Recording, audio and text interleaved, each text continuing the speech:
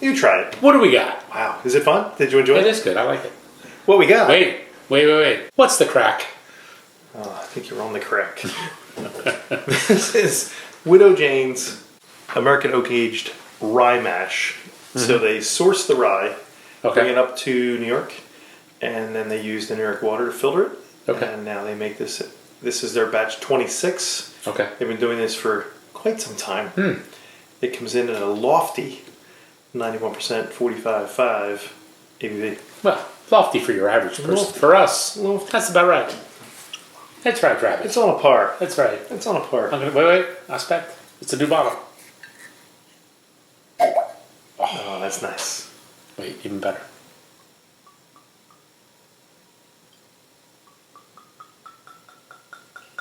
It's a long neck. The long neck gives you the good glug glugs.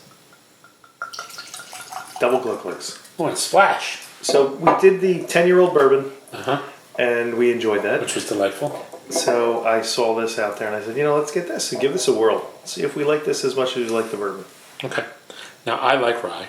You're kind of, I find the one initial note of rye to be a little off-putting compared to a corn whiskey or a wheat-based whiskey. So that's what it is. Do you have any other information to read about this? Can't like them all. That's all I got. That's all you got? All I got. Okay. So it's an American oak aged whiskey distilled from a rye mash. It's at least 2 years old.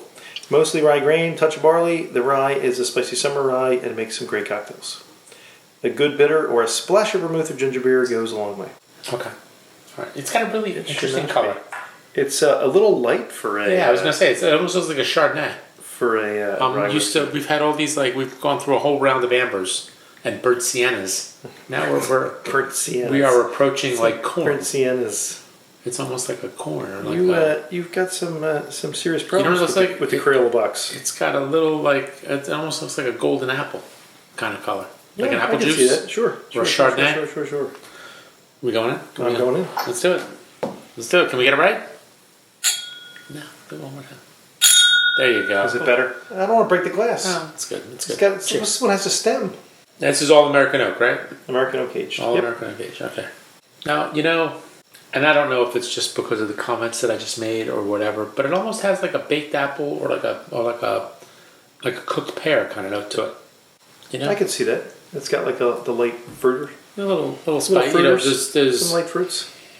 But then there's some kind of, again, odd spice note that I can't quite comprehend. And there's a little bit of heat. Yeah, but not too much though. Consider we just opened the bottle. It doesn't really have a whole lot of, what is it? Just alcohol? What I thought was interesting, these are all that we've had several now that are all around that 46%. Yeah. And this is the first one that I'm actually nosing the alcohol. That you're actually feeling they're actually kind of picking up the vapors. Yeah, but it's not terrible. I mean, it's not like, oh my God, I gotta go back. Oh, no. There's an interesting scent, and I can't quite. I get a cream kind of note to it too. Maybe that's what it is. All right, I'm going for a taste. This is all up front. This is the front third. I'm getting nothing in the middle, nothing in the back. It's just an assault on the front. Yeah, tip of your tongue, maybe a little bit right behind it. A little creaminess. It's got an interesting texture. A little creaminess, yeah. It's not quite oily, but it's got a little bit of viscousness to it, viscosity to it. Viscosity. That's a fun word. It is a fun word. Viscosity. Do we know how old this is? At least 2 years. At least 2. I was going to say, it feels a little young. But it's not abrasive. No. It just doesn't seem finished. It's not rounded. Yeah, well, it's not. The flavors aren't deep. Yeah. You're not getting. Yeah. They're not getting a whole lot of wood on this. I'm getting more grain. Maybe a light vanilla, a little touch of spice, but it's more grainy than it is woody or oaky or you get a lot more of the rye grain than not getting no, very little. I think the wood influence is minimal. It doesn't have that dryness to it. And like I said, it's all up front. It's just anesthetizing your tongue. We've had other ryes, which I've liked a lot more. This isn't bad for 2-year-old whiskey. It's kind of growing on me, though. But I'd like to see this at 6 years or 7 years or 10 years, like we had the bourbon. and see if we like it more. But now that I'm just kind of letting it, chew it, let it come around a little bit, I'm getting that fruitiness to it. This has like a fruitiness to it.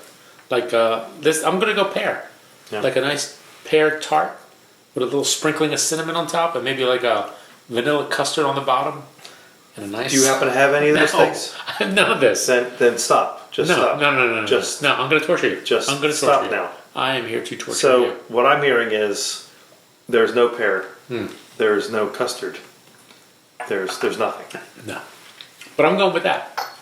And you know what? The more I'm drinking it, the more I'm liking it. I'm not going to say I love it. I would maybe like to see this more like 3-4 years. Yeah. Maybe a little older. But as it is, I think that's pretty good. That's nice. I'd say it's like 86. I give it like an 86. Yeah, I'd say 80-45. That's where I was going to go. I go like an 86.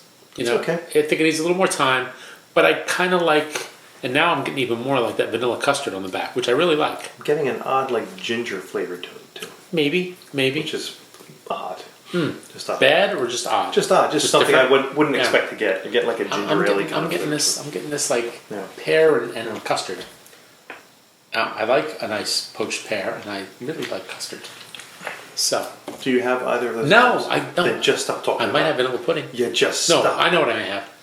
I might have a cream rice pudding. Yeah, just stop talking about it. Rice pudding. So I think the bourbon was decidedly better. Yeah. Well, it was different. I mean, it's a totally different whiskey. But no, I just mean in terms of the whole production value. Yeah, it was rounded. It was aged. Everything. Is that what we're into now? Production values. Well, so you don't want to go off Broadway. You want to be on Broadway. Please. You don't have. Of course, you want to be on Broadway. If you don't have the big lights, what's the point? Like you said, I think if you aged this a little bit longer, it might be something that's a little more in keeping with what you expect from Widow Jane. I would actually like to see, I would love to have like an older version of this, just to compare. Different batch. Just because I just to see how it changes. I kind of like it. Like I said, I give it 86. Yeah. I go 86 on this because it's really interesting. It's really different. Like we just had another rye, and it was completely different from this. It was a totally different flavor profile. Absolutely different. So I'd be interested to see if we've done the Abunas, and we do batch after batch after batch, and some batches are much better than others. What's the one you like? 28. The 28. I wonder if this is the same thing. If people are hoarding batch, batch 30. This is 26 or whatever. 28 can't be far behind. Where that one was really good, and the other one's not that they aren't good. They're just not really good. Yeah. So I'm intrigued. So all right, sir. Cheers to you. Cheers to the fine folks at Widow Jane. And cheers, folks.